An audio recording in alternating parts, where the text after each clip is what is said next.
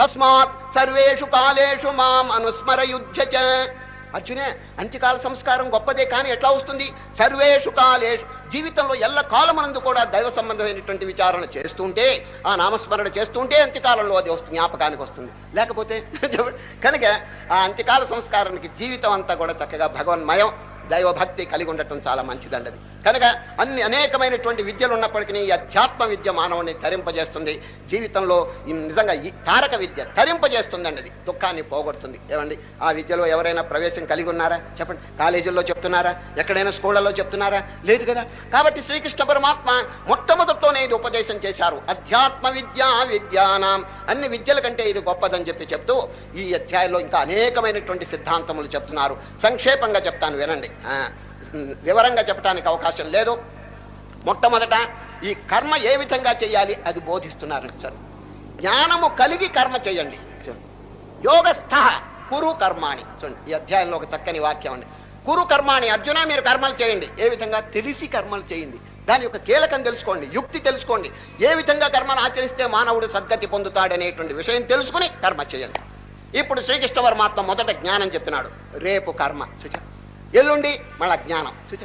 మధ్యలో కర్మ పెట్టి ఇటు అటు జ్ఞానాన్ని పెట్టవలసిన పని ఏమిటి? శ్రీకృష్ణ పరమాత్మ చూడండి, ఇవాళ జ్ఞానయోగం, మళ్ళా తర్వాత 4వ అధ్యాయం జ్ఞానయోగం, 3 కర్మయోగం. కర్మయోగం మధ్యలో పెట్టి బాడీ గార్డ్స్ లాగా ఇటు అటు జ్ఞానం పెట్టారండి. సరే, దానికి అర్థం ఏమిటి తెలుసండి? తెలుసుకుని కర్మలు చేయండి. కర్మలు చేయటం, పశువులు కూడా కర్మ చేస్తున్నాయి. ఏమిటి లాభం దానివల్ల? ఏమి తెలియదు, అజ్ఞానంతో కర్మలు చేస్తున్నాయి. తెలుసుకుని దృష్టాంతం చెప్తాను. ఇప్పుడు భగవానుడు ఏం చెప్పినాడు? సర్వం కలుతం బ్రహ్మ, అందరిలో ఒక చైతన్యం వ్యాపించున్నది, అది జ్ఞానం. అది నిత్య జీవితంలో ఆచరణలో పెడితే ఇగో వాడిలో ఏం ప్రకాశిస్తున్నది?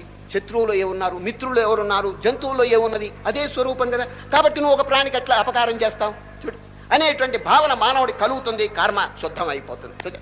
ఎవరిని హింసించడు, బాధించడు. ఎందుకు? తన స్వరూపమే అక్కడ వెలుగుతున్నది కాబట్టి. ఇప్పుడు విశ్వరూపం అనే భగవద్గీతలో చూపిస్తారు. కారణం ఏమిటండి? అన్ని అధ్యాయముల్లో ఓకలుగా చెప్పి విశ్వరూపం ప్రాక్టికల్గా ఎందుకు చూపించారు చెప్పండి? ప్రత్యక్షంగా ఇదిగో నాయన అర్జునే, although there is diversity in the universe, there is unity. ఈ ప్రపంచం అనేకంగా ఉన్నప్పటికీ, అనేక చేతులు అనేక కాళ్ళు ఇవన్నీ ఉన్నప్పటికీ కూడా ఒకటే స్వరూపం అని శ్రీకృష్ణ పరమాత్మ ప్రత్యక్షంగా విశ్వరూపం చూపించినాడండి. ఇది జ్ఞానం. ఇది తెలుసుకుంటే ఒక ప్రాణికి ఎట్లా అపకారం చేస్తారు చెప్పండి? ఇప్పుడు ఒకడొకడిని కొట్టాడంటే దాని అర్థం ఏమిటండి చెప్పండి?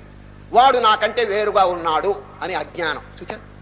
విశ్వరూపంలో అందరూ భగవత్ స్వరూపులని తెలిసినప్పుడు వాడిని ఎట్లా కొడతాడు చెప్పండి?